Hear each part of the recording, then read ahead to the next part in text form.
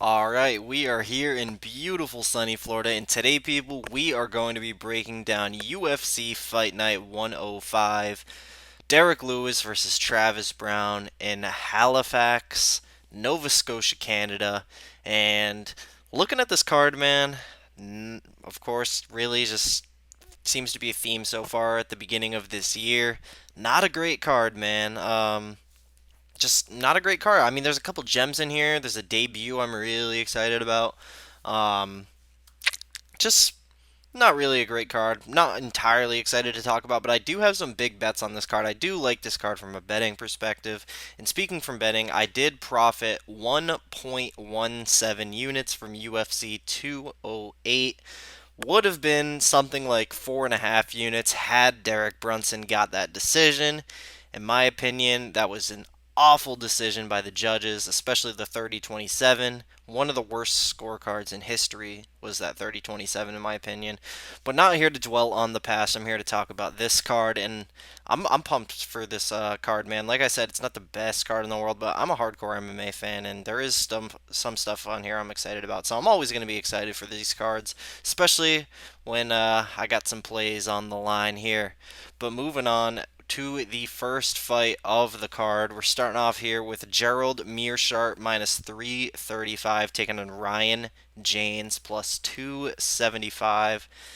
So starting off here with my most confident pick on the card, and it is indeed Gerald Meerschaert. I said it last time when I profited on him against Joe Gelati. Meerschaert is just a very well-rounded, gritty motherfucker that just finds ways to win. He has a very high finishing rate. I like the dude a lot, man. I like his interviews. I like the way he speaks. I like his mindset on the sport. Honestly, he was probably one of the best, probably the best 185 pounder outside of the UFC at the time, in my opinion. I'm trying to think. Maybe Alexander Shlemenko. Oh, of course, David Branch. But even then, I think Gerald Meerschaert would give David Branch a hell of a fight. But anyway, man, this matchup, Ryan James, he did just win his UFC debut, but it was against one of the worst fighters on the roster. And, James, he did show off a good chin, but bad striking defense and just bad striking altogether. Honestly, he really is a grappler. That is his best area, but the thing is that makes this such a bad matchup for him is that Meerschaert's a great grappler as well, and an even better one than Ryan James. So I just love Meerschaert wherever this fight goes. I feel very confident with him here. A finish wouldn't shock me in the slightest, but my official pick is going to be Gerald Meerschaert via a 30-26 decision. And I do have a total of 3.9 units on Gerald in two different parlays. Of course, stick around till the end. I will be reading off all 9 plays I have after I talk about the main event, which I'm very, very excited to talk about is that main event. But moving on here, we got Jack Marshman plus 155 taking on Thiago Marreta Santos minus 175. So very fun fight here, man. I'm surprised this is in the beginning portion of the card. I think this is the Fight Pass headliner, if I'm not mistaken. Could be completely wrong, but I mean, I guess that makes for a good Fight Pass headliner. But it's just weird to see this card at the beginning, especially when you get some weird fights up at the top. But anyway, man. So you know, I do think this is going to be fun because we're most likely going to see a finish here, man. Both guys are very talented strikers. Um, but when it comes to striking, I do think Marshman, he's the better boxer of the two. But Santos, he probably is the more well rounded overall striker of the two. Biggest advantage, of course, being those kicks. I think those kicks will be a factor. But I can really just see either guy getting blasted here. Both guys, they have big power, and both guys have been finished a few times. And I actually think I was just talking to Rockstar Z about this. He kind of disagrees with me, but Jack Marshman has a decent grappling advantage here.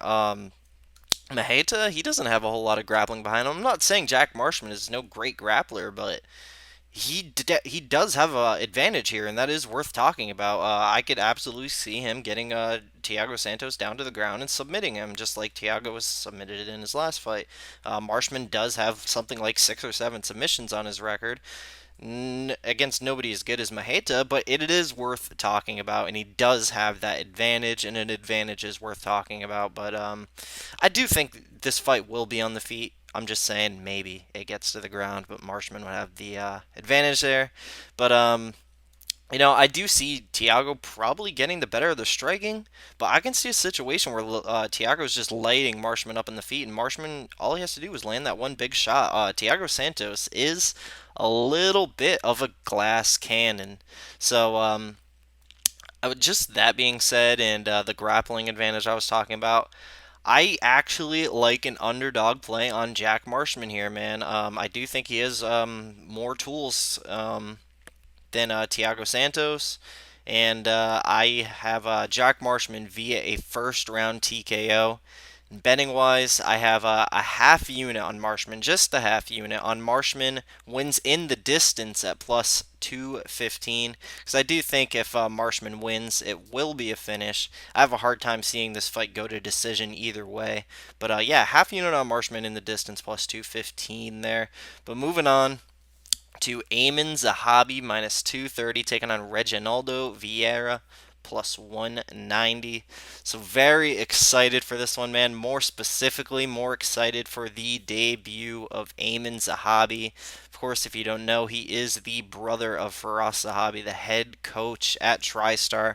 One of the most brilliant minds in MMA, and man, if Eamon has half the knowledge in MMA that Firas does, he's gonna run through Viera here, man. Viera, he's a guy. He doesn't have the best fight IQ in the world. He's been finished in all four of his four losses. Doesn't really do anything particularly well. He's pretty long in the tooth for a 135 pounders, 35 years old, and Eamon Zahabi is, in my opinion, by far the best guy that Reginaldo Vieira has fought this far. Eamon, he's a very well-rounded fighter. He finishes on the feet, finishes on the ground. He's 6-0, six finishes, and most importantly, what this fight really boils down to for me is that he's got a huge BJJ advantage, and I see him going out there and submitting Vieira with somewhat ease here. So my official pick is going to be Eamon Zahabi via a first round submission. And betting wise, I do have 3 units on Eamon Zahabi at minus 165 to win 1.83 units. And of course, the line right now is up to minus 230. So I did snag a very good line on Eamon Zahabi there. But moving on here. We got Carla Esparza minus 300 taking on Randa Markos plus 250. So this is just a bad matchup for Randa Markos here, man. Her best strength really is probably her grappling, but Esparza's just on another level. She's a very, very good wrestler, and that alone, her wrestling will get her victories over like 80% of the division just with the wrestling alone. She's that good. Randa, she's been very disappointing since the Ultimate Fighter. She had she had a good performance on the Ultimate Fighter, getting some upset victories there, but since the Ultimate Fighter, she's gone 2-3 in the UFC, with her only 2 wins being decision wins over Jocelyn Jones Liebarger and Aisling Daly, two retired fighters, and people want to take away what Carla Esparza's done in the past just because of that Joanna fight. And, a lot of people thought she was done after that Joanna fight. But, she came back and had a very good performance against a very tough Juliana Lima. And worth mentioning, Carla did take she took some time off, but that's one of those times where it's proper to take that amount of time off. That was very good for her. She went out there and dominated a very tough Juliana Lima, who I would probably take over Randa Markos as well. But I just see Carla taking Markos down at will here, dominating her, not letting her get back up to the feet. And my official pick is Carla Esparza via a 30-27 decision. Betting wise, I do have a total of 3.4 units on Carla Esparza in 2 different parlays, one of them being with Gerald Meershaert. But moving on here, we got Santiago Ponzinibbio minus 420 taking on Nordine Taleb plus 335. So interesting one here, man. Taleb, it seems like he's put it all together now. He had a really good performance last out against Eric Silva, knocked him the hell out. but I don't think very highly of Eric Silva these days whatsoever. Wink, wink, USADA. But I do think even though Taleb has reached his peak here, I don't think that's going to be enough against Ponzinibbio. Nordine also, he is 35 years old, coming off a year-long layoff, which sucks. That sucks that he couldn't make a quick return off of that really good performance against Eric Silva, but man, I really do think Santiago Ponzinibbio is the much better fighter here. I think he'll be the aggressor, throwing much more volume, backing Taleb up against the cage. Now, Taleb, he is a good counter striker. He may land a few of those, but I don't see him. I don't see him knocking Ponzinibbio out. Ponzinibbio has a very good chin, and I can just see Ponzinibbio just overwhelming Taleb here and finishing him, but I'm not going to be surprised if it goes to decision. And if it goes to decision, it's going to go to the guy who is going to be landing a lot more strikes and throwing a lot more strikes and forcing the action. And that's going to be Santiago Ponzinibbio. So, my official pick here is Santiago via a second round TKO. Like I said, decision would not surprise me, but I do have one unit on Santiago in a three leg parlay. Like I said, gonna be talking about the plays at the end.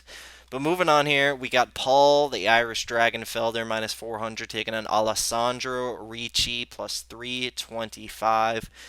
So this is a fun one, man. I do think this will be a fun fight, but I will admit I didn't do a whole lot of tape study on this one. I'm really just not interested in it betting wise, and I've kind of had a busy week, but I do expect a three-round Muay Thai matchup here, and I think Felder is a bit better than Ricci, and he does have more UFC experience, so it's not really with the most confidence in the world, but I do lean with Paul Felder decision.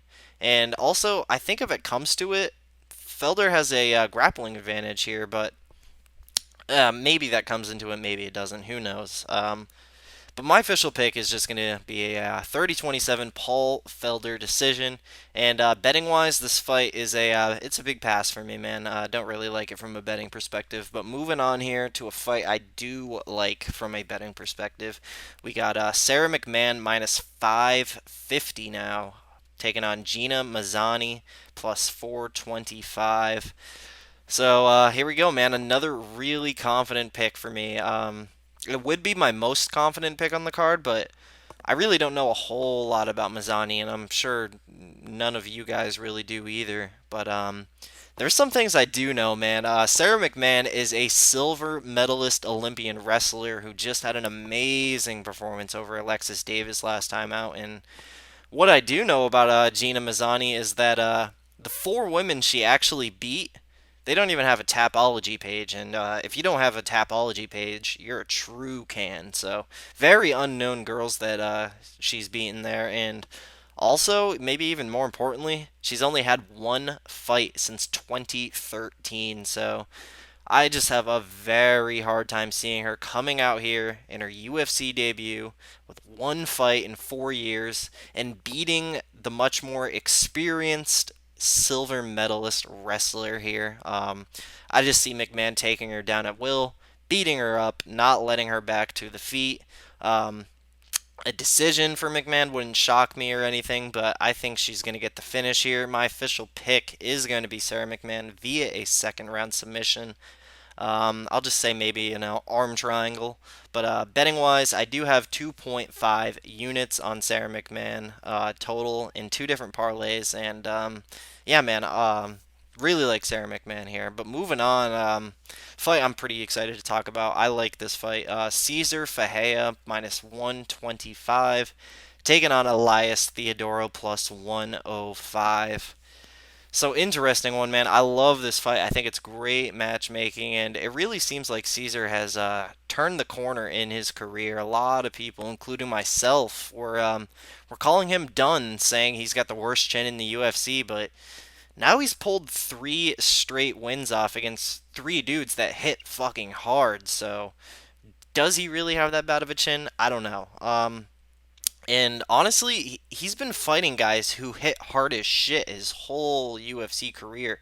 It has been a tough road for old Cesar Ferreira. I mean, look at his record, man. I'm serious. Like, literally every guy he's fought in the UFC is a hard ass puncher. So, look at the three guys who knocked him out. CB Dalloway. All right, he caught him. CB, he packs a punch, man. And then Sam Alvey was getting his ass kicked there before landing that counter on old Caesar there. And then Jorge Masvidal, who knocked him out, who's one of the best strikers in the UFC. So I'll admit I was wrong on his chin. I don't really think it's bad, and I don't think it's bad luck on his part either. It's just part of the game. If you're gonna face all these hard punchers, it's gonna happen.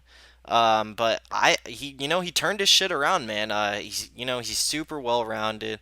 There's a lot to like about Caesar. But then you got Elias Theodorou, who, I actually think Elias is pretty skilled, but he's so inactive, man. He only fights like once a year, and I honestly don't know how serious he takes fighting, man. He does all this modeling shit on the side, all the graphic novel stuff he does. And Caesar is a guy whose life is fighting, so I think he beats Elias on the feet.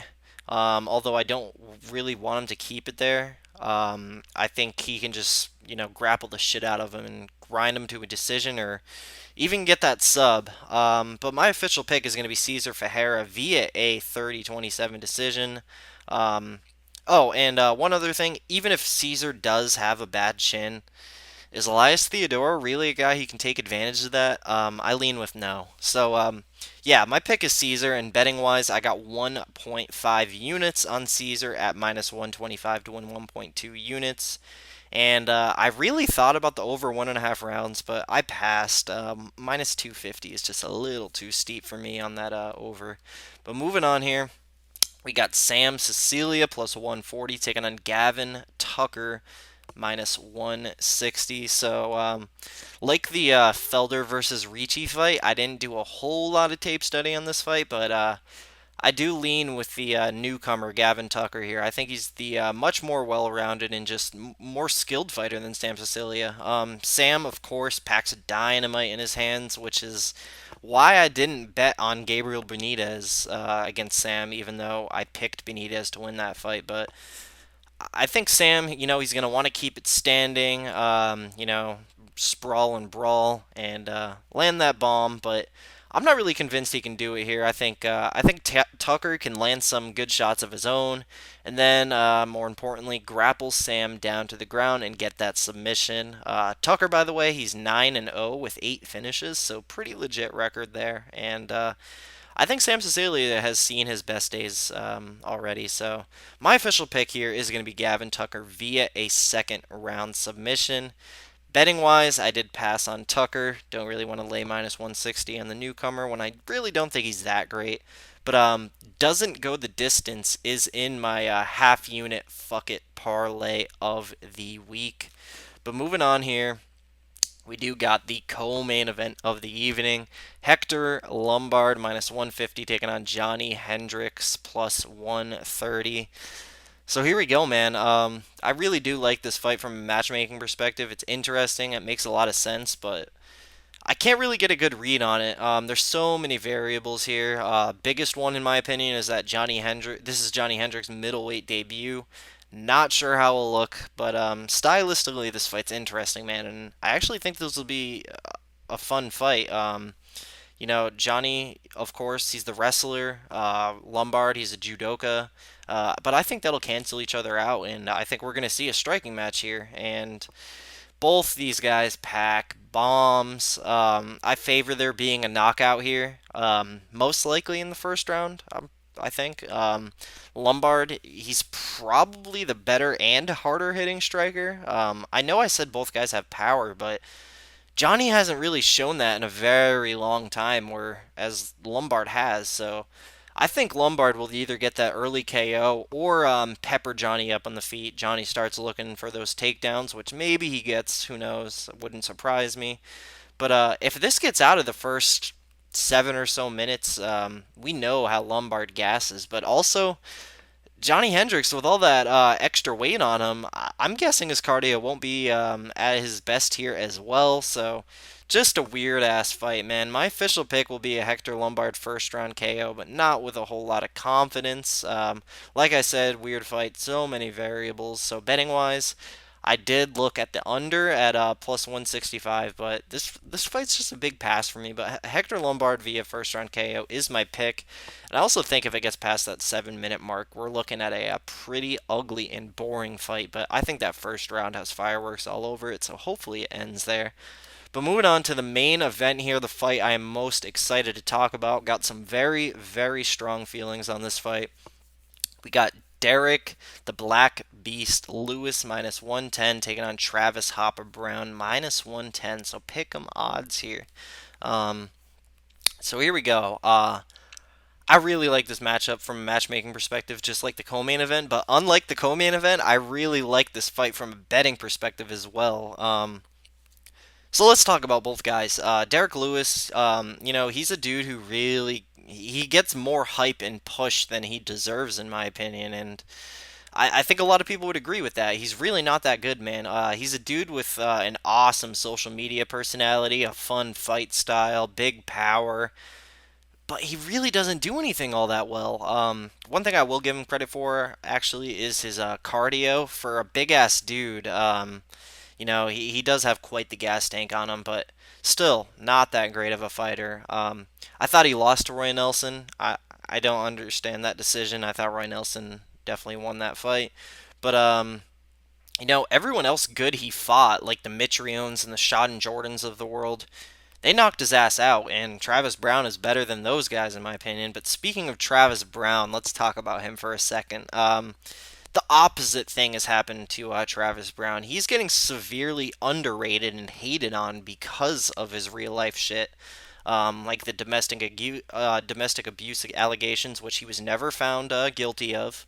The relationship with Ronda Rousey and affiliating him with her downfall and whatnot. Just stuff that's really none of our business. And yes, Travis has been on a losing track lately, but man, who's he losing to? I mean, really, so in the past 4 years, he's only lost to Fabricio Verdum twice, who would just completely dismantle Derek Lewis. Andrei Arlovsky, he was a weird matchup for Travis Browne because they were training partners, and it seems like Arlovsky knew exactly what Travis Browne was going to do. Knew him to a T pretty much, and he stopped him. And Cain Velasquez, who just would do violent things to Derek Lewis, but so no losses there in the last few years for Travis Browne to really be too down about. Honestly, man, I think I really do think when it comes to this matchup, where's Derek Lewis better? Anywhere? No, I think Travis Browne is better in every single aspect of the fight game. Lewis really only has that power going on for him here, and yes, Travis Browne has been knocked out a couple times in the last 3 to 4 years, but to way better strikers than Derek Lewis. Andrei Arlovsky and Cain Velasquez. And think about it. Browne, he never went out cold in either of those fights. He stuck around. He doesn't have some kind of bad chin like some people think. It's heavyweight. You're going to get stopped a couple times. And keep in mind as well, when Arlovsky was on the verge of stopping him, Travis, he showed heart and hit Arlovsky with a massive shot and almost knocked Arlovsky out. So I love Travis here. I'll stop ranting, but I just think he outstrikes Lewis here. Maybe gets a standing KO, but I also think he can just easily take him down and ground and pound him. Also, I want to say Travis, he has a big speed advantage, big athleticism advantage here, and also Derek Lewis has never fought someone with the height and reach of Travis Browne before, so man, love Travis Browne in this spot. I'm very happy this fight was made. I've been looking to fade Derek Lewis for quite a while now. I was gonna fade him against Marcin Tybura, but now I get to do it here with Travis Browne. So my official pick is Travis Browne via a early second round TKO. And betting wise, I have 2 units on Travis Browne at plus 105 to win 2.1 units. and then 1 unit on Browne by KO slash TKO to win 2 units, that at plus 200. So I got a total of 3 units to win a possible of 4.1 units on Travis Browne. So I'm pretty big on Travis Browne in this spot. Super excited for the card. I am, of course, going to read off my 9 plays here. Like I said, I am coming off a winning night last week for UFC 208. Haven't lost a single card in 2017 yet. So here we go. I got 2 units on Travis Browne to win 2.1, 1 unit on Browne by KO to win 2, 3 units on Zahabi to win 1.8. 1.5 units on Cesar Ferreira to win 1.2, a half unit on Marshman in the distance to win 1.1, 2.4 units on Meershaert and Esparza and a parlay to win 2 units. 1.5 units on a parlay of Meershaert and McMann to win 1 unit.